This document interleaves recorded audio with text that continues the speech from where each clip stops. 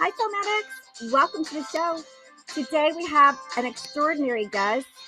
We have Brooks Wachtel. I hope I said that right, Brooks. He's an Emmy award-winning screenwriter, producer, and author. His latest novel, Lady Sherlock, Circle of the Smiling Dead. But Brooks is known for some extraordinary animation like Spider-Man, X-Men, Iron Man, Silver Surfers, The Adventures, and even his documentaries. So he's going to talk so much about that. So let's welcome Brooks on the show so he can tell you about all his shows that he's been on. Hi, Brooks. Hello, Marilyn. How are you this morning? I'm great. And I just want to thank all of our listeners for listening. And Brooks, can you let everyone know where you are, where we're recording with you today? I'm in West Hollywood above the Sunset Strip. Oh, I love the Sunset Strip. That's so beautiful. So you probably have a nice view of the city. I have a lovely view of the city, and I enjoy the sun. I enjoy Sunset Strip. I certainly revel every time I'm stuck there in traffic and not moving for an hour. How beautiful the architecture is. Yeah, that traffic on the Sunset Strip. I remember living up Sunset Plaza Drive, and that's the time when I didn't have a car, so I had to walk all the way down that curvy hill. And good exercise. Yes, it was very good exercise. I stayed in good shape. And so Brooks, where did you grow up? Well, I was a Navy brat, or I guess technically a service dependent. So we traveled around a lot. I was born in Washington, D.C., but because father was a career naval aviator, we moved every 2 years. My younger brother was born in Trinidad. My sister was born in Coronado. We lived in Key West, Pensacola, Carmel Valley, Virginia, New York, and Coronado. Oh, wow. And my father retired while we were in Coronado, and then we moved up to Los Angeles. Yeah. Brooks, we had spoken earlier that we both have the Navy. My father was a Navy pilot, aviator, and so we have that in common.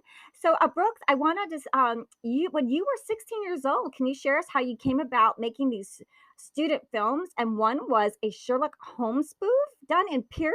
What?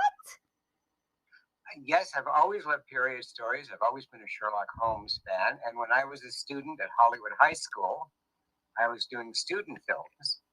And my friend Kim Traeger and I wrote one called The Ghost of Bloomberry Hill, and we filmed it one summer at the fairly newly opened Hollywood Magic Castle.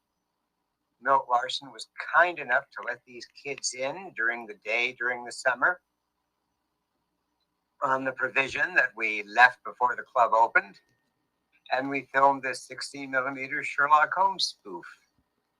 Wow, that's incredible. You guys were filming, or your group of friends were filming at the Magic Castle. Oh, that's so magical, that place. I've been. Mm-hmm.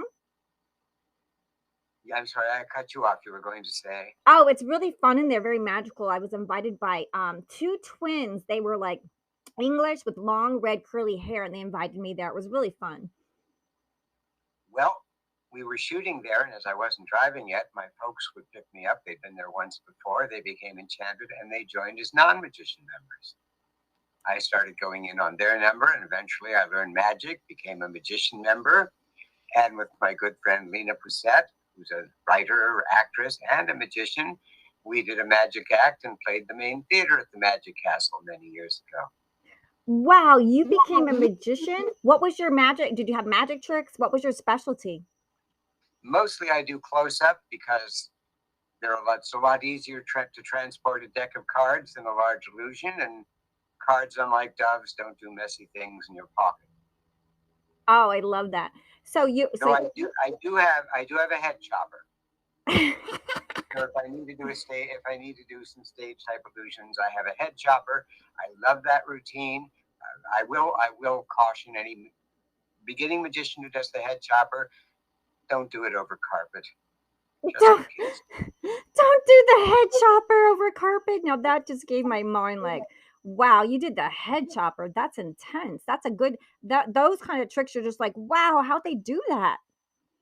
Very well and carefully, one hopes. And not on the carpet. So, And not over mostly I do cards. I mostly do cards. I love that.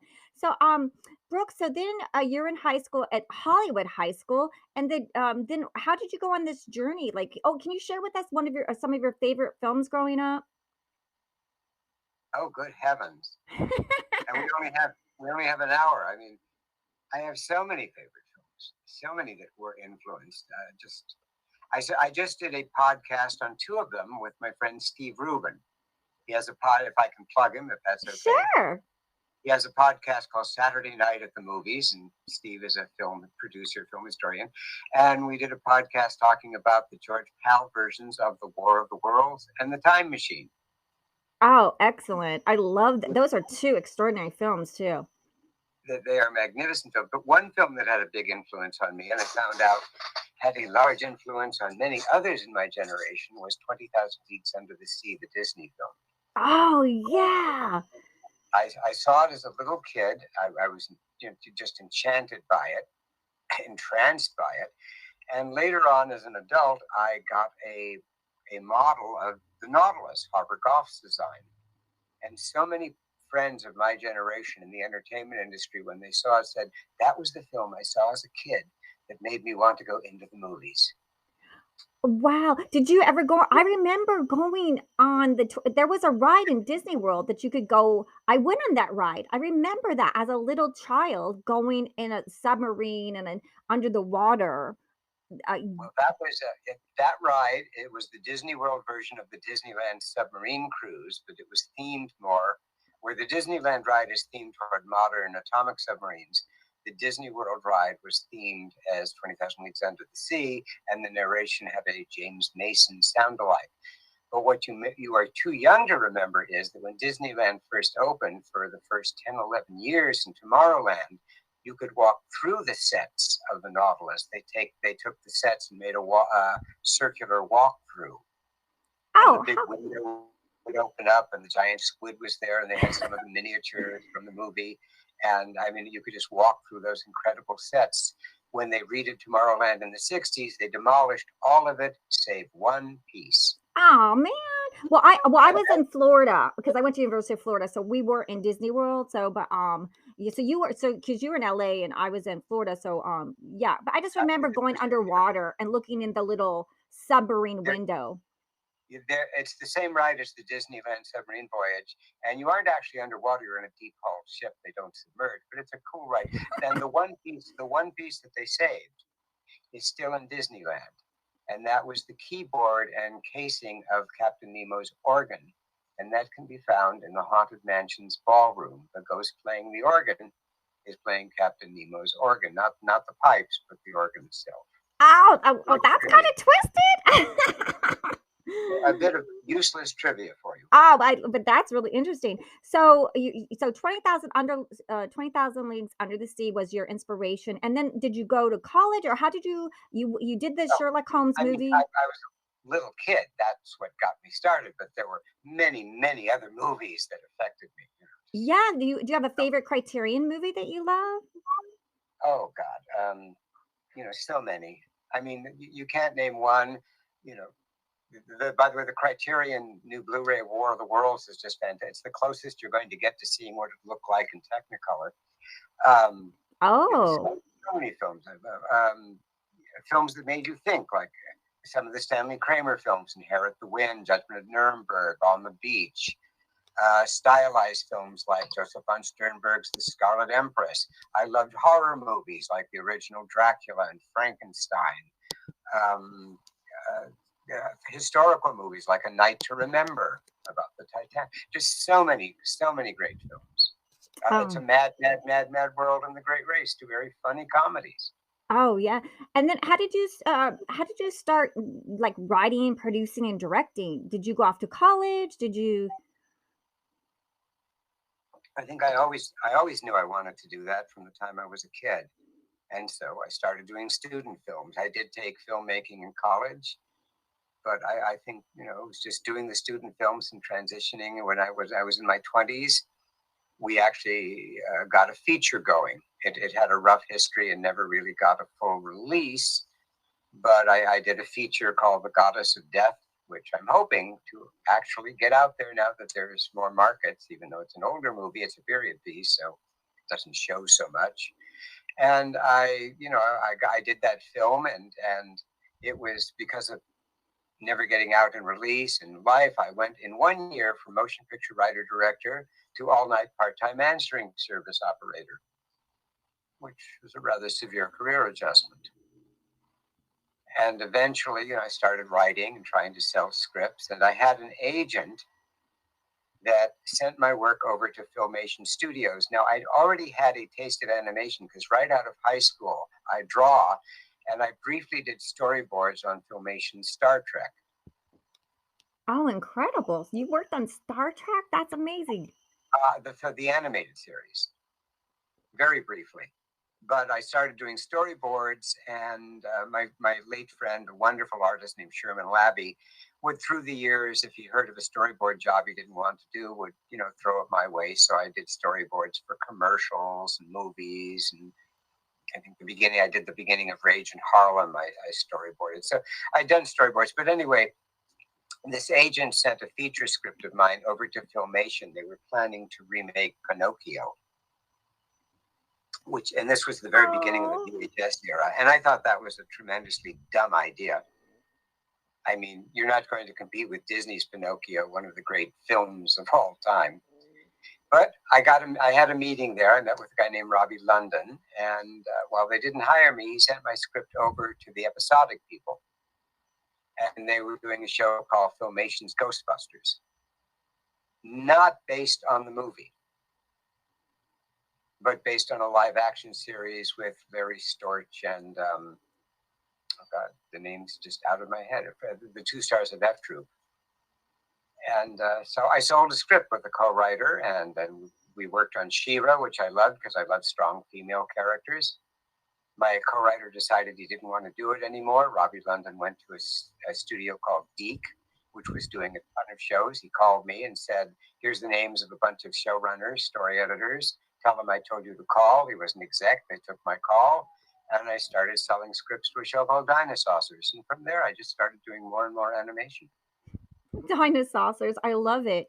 And you have so many shows like Fox live action Young Hercules, hits from PBS like Liberty Kids, and Saturday morning action shows like Heavy Gear, Spider-Man, X-Men, Iron Man, Silver Surfer. I mean, I think the Avengers, Mortal Kombat, The Mask, Beast Machines, Transformers, Godzilla's, Gargoyles, Wing Commander Academy, and also you do also Clifford the Big Red Dog.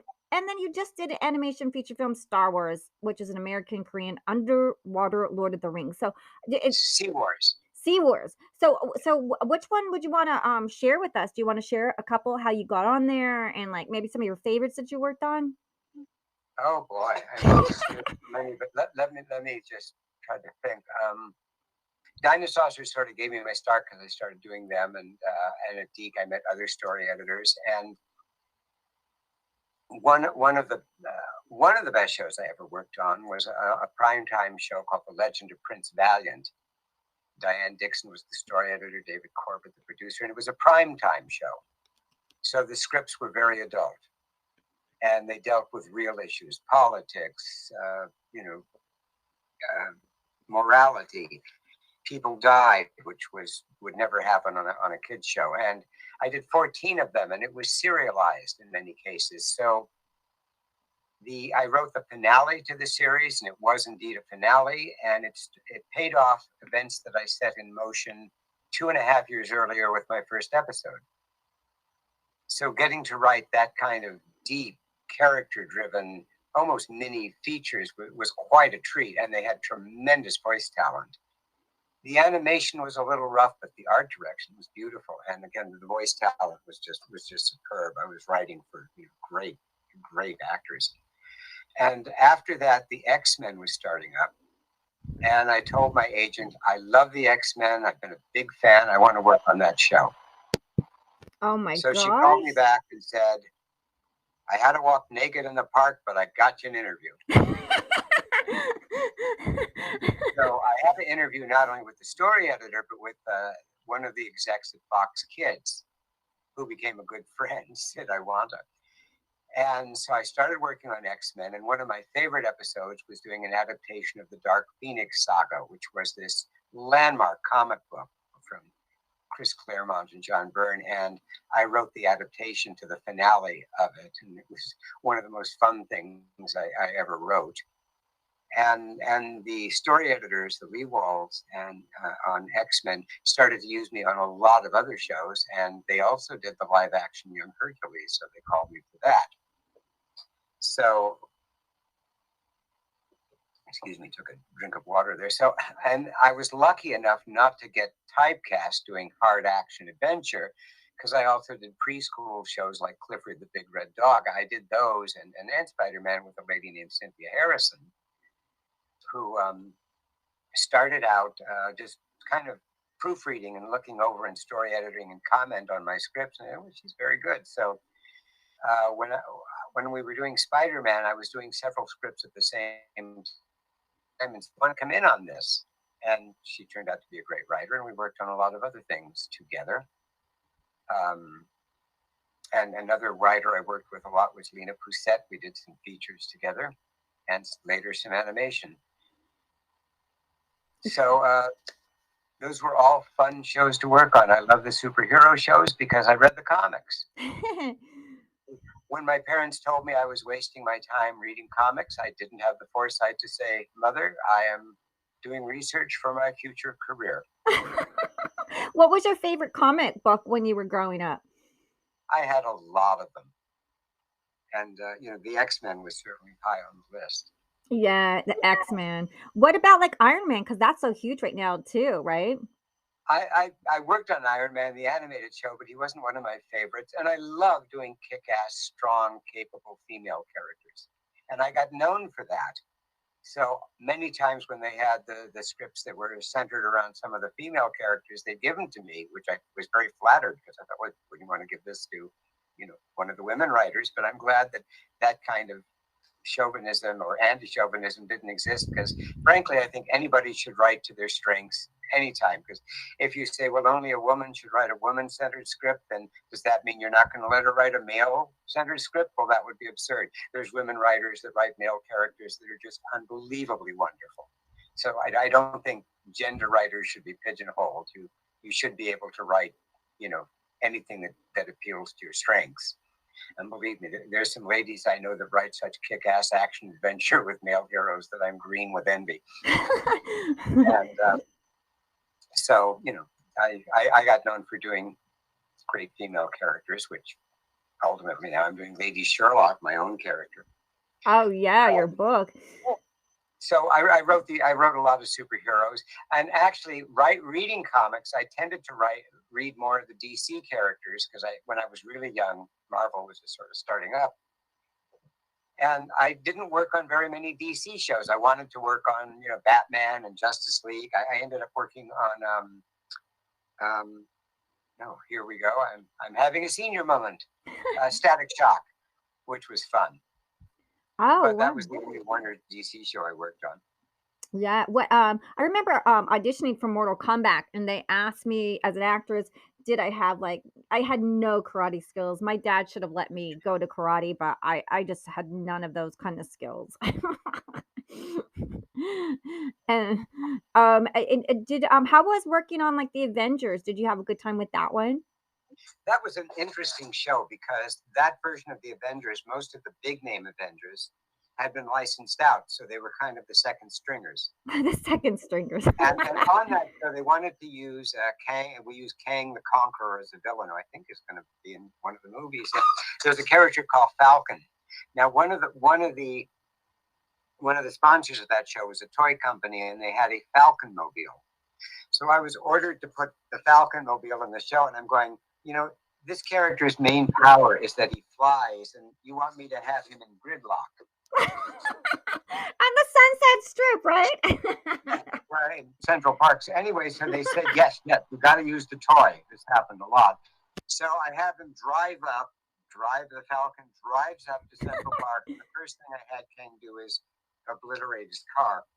Well, later they changed it, and I don't think the Falcon Mobile ended up in the episode, but you did get a lot of that.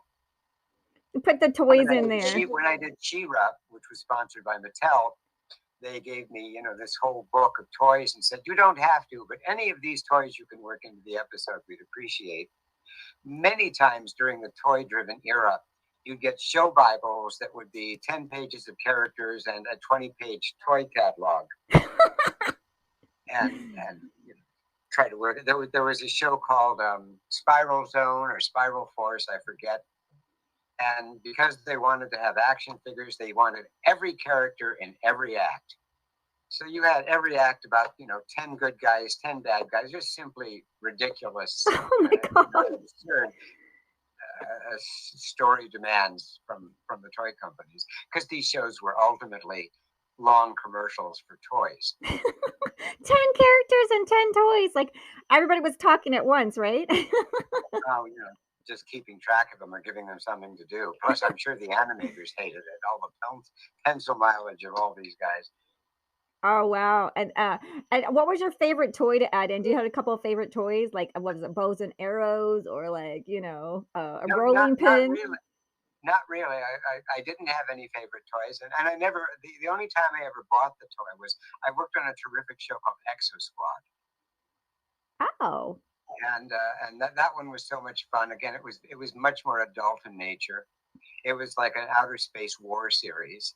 And the Leewalds were doing it with Mark and Mike Edens, and what they do is they worked out all the stories. So you got basically a description of what the story would be, and you just went right to script. You didn't do an outline. And because I had a lot of historical and military knowledge, they loved my scripts.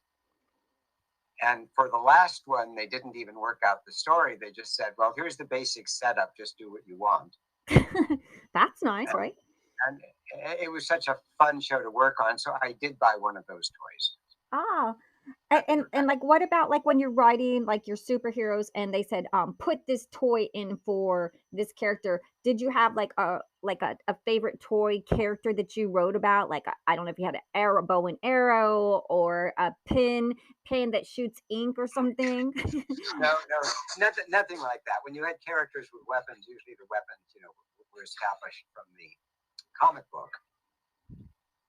And also, you just try to be consistent. I teach a writing class at UCLA.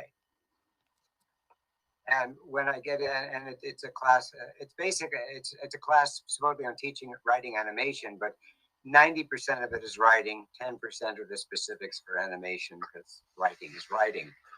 So, you have to be consistent with powers. That's the main thing. Consistent with the powers. You can't have Cyclops from the X-Men cutting through a bank vault in one scene with his beam and not be able to get through a wall with his beam in another. That makes sense. And I remember the first season of Supergirl, the live action series.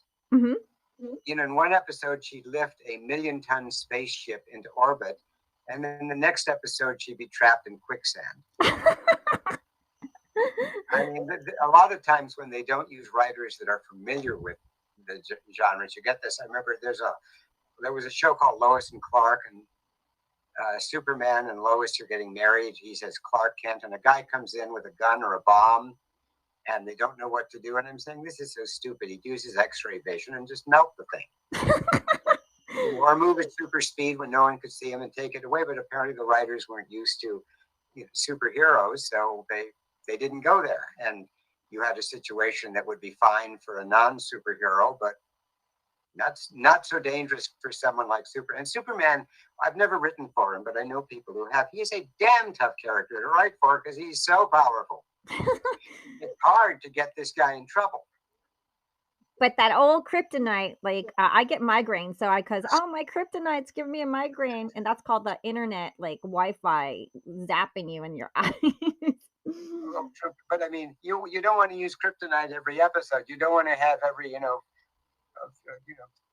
little thug holding up a liquor store suddenly whipping out kryptonite to stop Superman. It gets to be silly. No, I guess the main silly thing is why the thug is working in Metropolis to begin with. Why doesn't he move to Gotham City? I'll rob during the daytime when Batman's not around. I'm gonna watch your show. Like, we should have the adult version where it just doesn't make any sense, and everyone just can eat popcorn and like play like bingo. Like every time, like they use kryptonite. Okay, they're using kryptonite again. Eat popcorn, or are you allowed to say have a shot? So, you have to be careful when doing a superhero show to keep the powers consistent. And also the best superheroes are the ones whose powers are limited, so you can get them in trouble. So it's not easy for them to get out of situations. Yeah, like getting the rules of the world or the rules of the magic. Yeah, because I'm doing my first pitch deck, and I had the beautiful notes from Brad Birch of PJ Masks. He gave me like the all this beautiful notes to write a story pitch deck for my animation kid shows that I'm going to be doing my first pitch deck. So it's really intimidating, all the notes, but I'm so grateful because, like you said, like you have to know the rules of the world, and like you said, it's better for comedy or writing to have limited powers, and that makes sense.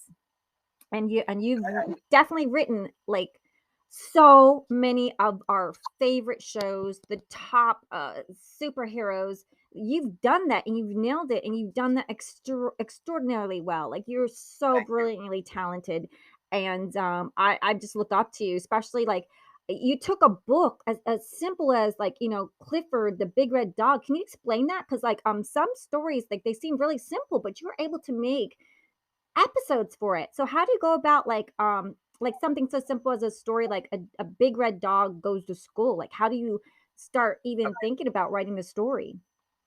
Well, Clifford, of course, we weren't doing stories that were adaptations of any of the stories from the books. The show had a story editor, and for Clifford, I was working primarily with Cynthia Harrison, who fortunately had a little daughter, and having that kid point of view really helped, and so we would just pitch stories. And writing preschool is, on one hand, very simple, and on the other hand, very hard, because you have to keep it so simple that it's difficult. Because if you complicate it, the kids won't get it. So you have to write where a preschool kid is going to understand the story. And that doesn't mean you talk down to them, because nothing turns off kids faster than thinking they're being talked down to. I mean, their bullshit meter just goes into overdrive, and they will tune you out. They may not be experienced, but they're not stupid. So we pitched stories, and one of them, one of that I loved, it involved Cynthia's daughter was named Katie, so we had a little character named Cakey, who was this little baby puppy, and two of the other dogs had to babysit Cakey and were just exhausted by it. But they promised her something, and they had to deliver on the promise, even though there was a huge temptation not to. So it was a great story about trying to keep this little kid in check, and at the same time living up to a promise you made. Oh, that's really beautiful. And as Robert Service said, a promise made is a debt unpaid. oh, I love that.